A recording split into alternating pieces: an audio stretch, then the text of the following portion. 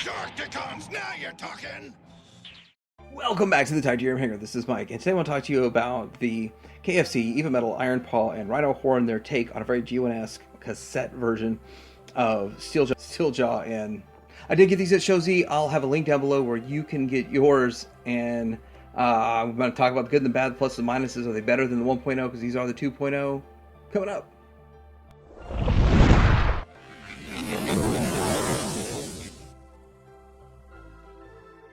Alright, so here are the boxes for these. Just some kind of basic packaging. Nothing really all that special. Nothing really out of the norm or crazy. Quite simple, easy packaging from KFC for some cassettes. Okay, so here they are out of the package, and they each come with a collector's card, so we can kind of look at that real fast. It says Ironpaw, and they both say Ironpaw, so there it goes. Shouldn't one say Ironhorn? Ironpaw and Ironhorn? Oh, anyway. Doesn't really matter that much, does it? This one says Ironhorn on the back. So it's a misprint on the front right there.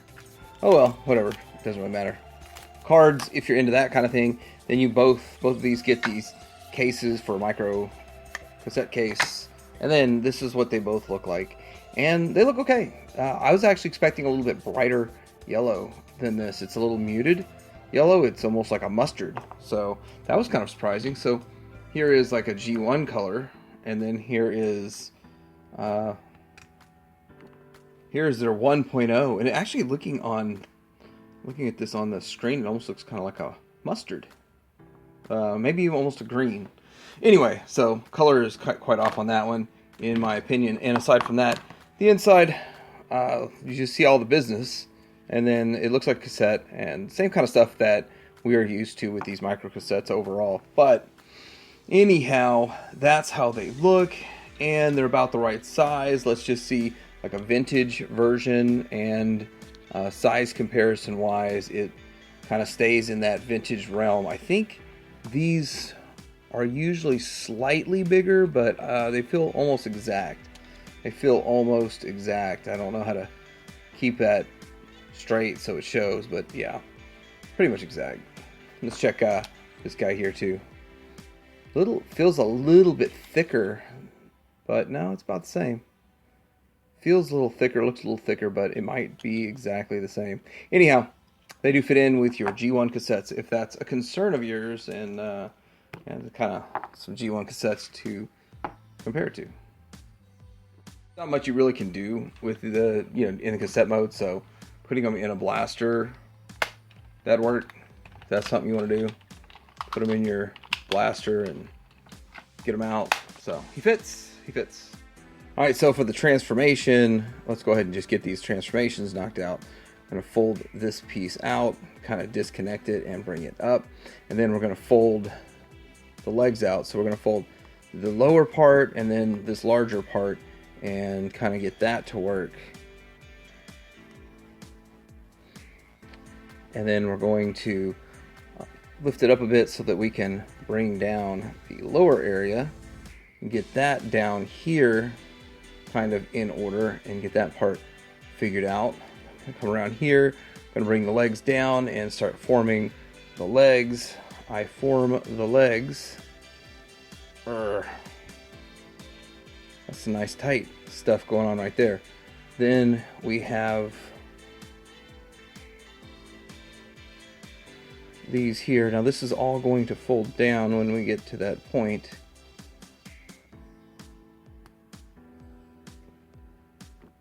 We've got to spin this, and then we are going to, these legs are going to fold down in the back, and this tail is going to come out.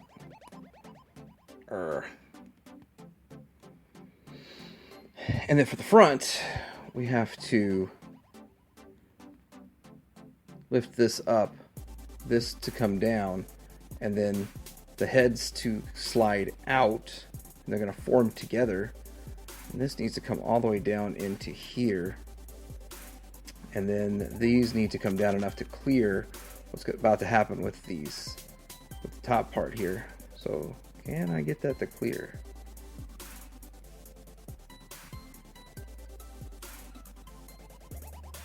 Okay, and then they notch into place right there. Cleared, notching into place. Of course, that didn't sound good at all. Let's see why didn't that sound good?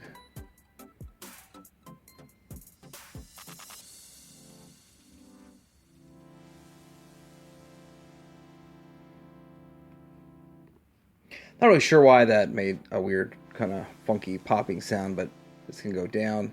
We can get the legs in place here. And then for the back, we're going to form the gun piece, folding this out, folding this to the back, and then folding that around. And we have that. Same thing over here.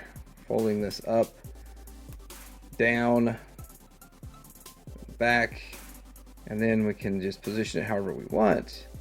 Get the tail how it should be, move the legs, and we'll have this guy pretty much out of the way. Got to figure out why. I got a little bit of a gap here, and I'm not sure why. The heads should just come together tight and stay tight. And then now I got it. But it just seems like it's wanting to pull apart. Just friction. I guess just messing with it a bit, it's going to make it work better. But we'll put him aside and work on Ramhorn. Okay, working on Ramhorn, we are going to kind of fold this out, and then these are going to come out to here. We are going to get this out here and then flip it around. How come that's not working? Like so. Nice and tight on that piece there. We are going to pull the leg out here, leg out. This head is actually going to come out and up, so that should free up all of these other legs to come out like so. And it's a typical type of transformation where it's going to fold in half here in just a bit. Go ahead and get those folded around, and then let's see here, make sure everything is orientated properly. This is going to fold together and fold up, and then that is going to flip the script like that. So here we are with this, and then we are going to fold it together, and a tab peg's going in that hole, and then a peg here is going into that hole, and then the head comes down, and it feels like it should be on a slider right there, but it's not. Okay, so then we have these that come out and around, and then the tail comes out in two pieces on each side, and then this is going to fold to the inside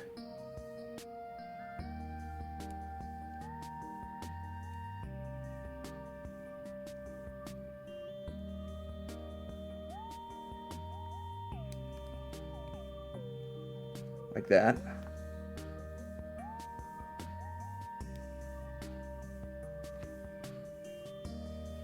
Pulling the other one to the inside, it's really tight actually. So you got to make sure that this lip covers that piece there so that it can get into here. And there we go. We have the tail. Then we're going to tab it into place right here. So there's some holes and pegs. Then you tab that in right here. Tab it and tab it. And then make sure all the legs are kind of lined up. And then we're going to get the neck.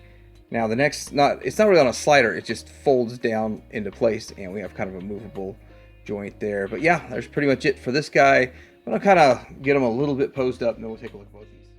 So here they both are in their, would call it the bot mode, so they're animal mode. You could say attack mode. And both of them look a little bit more sophisticated, and maybe you can say masterpiecey than their first contender. But, you know, for the price point they are, I think they're right around the $30 price point each for modern day. And I know I picked up the other ones on sale for like $15, but $30 sounds about right for what the original ones They were in like 26 or something back in the day. So price-wise, they're kind of holding in similar pricing as the first ones. But you're getting more engineering in it. And so with that, still not a huge fan of the color of the Steeljaw, but it's not bad. It's not horrible. It's just I kind of am so used to the bright yellow. But maybe if you have a bunch of these lined up, it's like, well, it's nice to have one that's not the exact same color. But I do like the shinier paint, even though it's not vac metallized, which I was kind of hoping it would be a little vac metallized, but it's a nice shinier paint.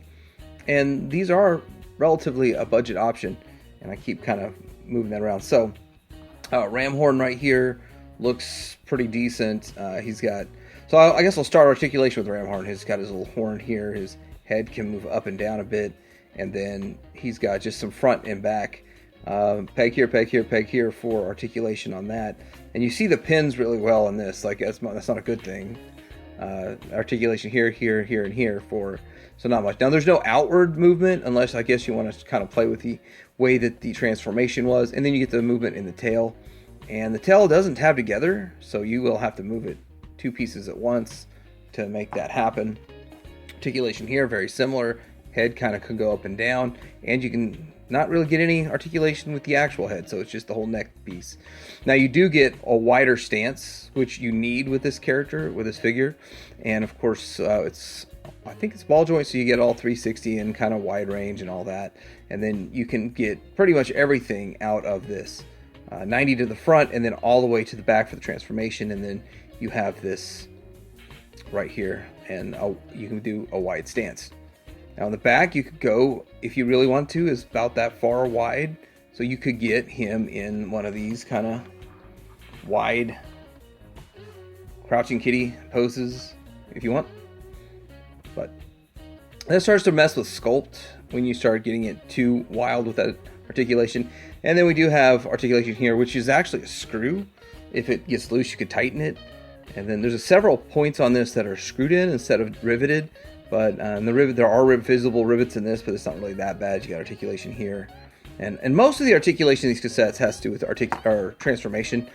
But that's because there's so many steps to bring one of these to life in 3D. The problem back in the day was 2D. So we'll start with the Ironpaw, and we will see him next to the original G1. And the G1 really sets the bar with the vac metallized and just how cool this stuff looks. But he is 2-dimensional. Yesterday I kind of tried to set people up for a joke, and I don't know if anyone caught it or not, but kept saying 1-dimensional. And I was like, oh yeah, you're right, 2-dimensional. But anyhow. Then we get into the 1.0 of these guys, which I gotta say was the only real masterpiece representation for a really, really long time. So with that, I'm kind of happy that this was out, but I don't think it was horrible. Everyone really, really bashed these. Or maybe it wasn't just that this one in particular, it was all of them, but I didn't think it was that horrible. This one does have some more sophistication to it, and it does look like it's a little bit more advanced, but I don't think there's really a whole lot wrong with that. It's just not as good as some of the other options that are coming out. Here it is next to the MMC, and I have to admit, I like the MMC more. But the MMC is almost $80. This is around 30. Maybe it's 35, I don't remember. I'll have a link down below. Of course, you can check that out. But the MMC one, I like the size. Bigger is better. I usually get sold on stuff because it's bigger. Bigger doesn't always mean better, but in this case, I feel it does. And so with that, I would recommend, if you want the best one, to get this one, the SDCC version, if you could track that down. And then my second one would be this guy, though. So I do think it is a little better than the 1.0 version, but the color, I mean, just look at the color. It still looks a bit off. All right, so here we go with the Ironhorn. Is it Ironhorn? Ironhorn with the G1 comparison. And the G1, again, 2-dimensional and a very, very simple transformation. This one's a bit more complicated, a little trickier, but nothing like MMC's. Nothing like MMC's. So I'm sure the MMC one's going to be insane when it comes out. But this is where we came from. Where we're going is actually smaller than the G1 because, of course, it has to fill out some space. It's actually also smaller than the 1.0. So now the 1.0 really does look like a squared off brick versus a an actual rhinoceros like this one does. This one looks like a almost convincing metallic rhinoceros. This one is a convincing brick. Almost something you'd see in the Roblox world now that I look at it. So yeah, massive improvement from the first one. But there was no other option out there till a couple months ago when these started showing up. Or for me, till right now. So no other options. Well, okay, Deformation Space made one, but I don't know. I don't really know if the Deformation Space one really beat anything. There it is. Pluses and minuses, you could decide. So KFC, Deformation Space, and KFC 1.0, 2.0. So you can decide on this however you want. It's odd that we have so many Ramhorn options out there versus Steeljaw, but it's kind of cool. Now, you know, every one of my reviews has some little mini discussion in it, and this discussion is going to be about they don't need to make any more cassettes. KFC does not need to make any more remake 2.0 cassettes. I think that these guys, even though they get bashed, are fine. They're okay. Fans Toys is showing what they're doing, so I think really the market is looking for either something else or just sticking with what they already have, but not a 2.0. And so with this, I can understand why they did a 2.0 on these, because they are better and they do look better and the price point's decent. But going forward, if Fans Toys is doing it and Takara is doing it and MMC's doing it, I think it's a waste of time. I think it's a waste of time if they were to remake like the Eject and the Rewind or anything else like they made in the past. Now, if they make new characters that nobody else is making, then I think it's worthwhile time. Okay, so here they are going up against the Fans Toys. So this is Fans Toys and Fans Toys, Takara, Fans Toys. And I've got to say, just messing with these and then bringing the Fans Toys ones out, the paint and the size difference are just a little bit bigger. Fans Toys always goes a little bit bigger with their cassettes, and the size, I mean, this is phenomenal. I really do wish MMC's paint was this good. It's so hard to say any of them's better because these are painted so well, but I think Fans Toys overall, the presentation's better than KFC's, even though KFC has upped theirs. But then again, price points and those kinds of things, so that's kind of a comparison with them. But I really think KFC is on par, if not better, than what Takara's been giving us, though. So I literally almost forgot to do a comparison to a blaster. This is the Deformation Space, and that's how they look with Deformation Space. And just for fun, I'm going to kind of include this guy, and that's how that guy looks with Deformation Space. And then we're going to swap it out with the Fans Toys. And there it is with the Fans Toys. That's how they look next to a Fans Toys one. I mean, I think these cassettes are coming for Fans Toys soon. I'm just going to have to leave all these cassettes out because we're going to be doing this all over again with Fans Toys pretty soon, right? So anyway, that's how they look. Alright, so this is my look at the KFC Ironpaw and Rhinohorn, or Ironhorn, Rhinohorn. This is a solid update 2.0 to their 1.0. They've made a lot of improvements and they look better, and I think they work a little bit better and they feel solid. I don't really have any really super loose parts on mine, so I feel like they're pretty solid figures. But I'm not really a fan of the color of the Steeljaw. I wish that we saw back metal on both of these, which for some reason in the renders I was thinking it was going to be back metal, and I would have liked a little bit better paint. I was really, because KFC and X-Transbots have gone sort of a premium paint.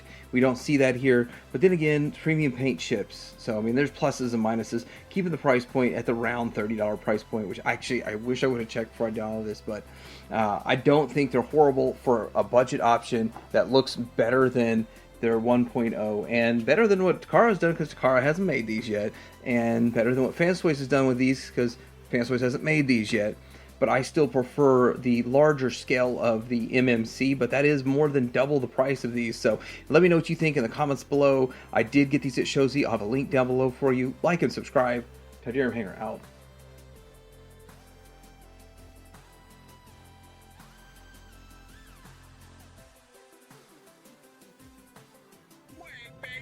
Where's the asteroid? Where are those Quintesson warships? Gone! They're just gone! Gone, gone, gone, gone, gone, gone, gone, gone!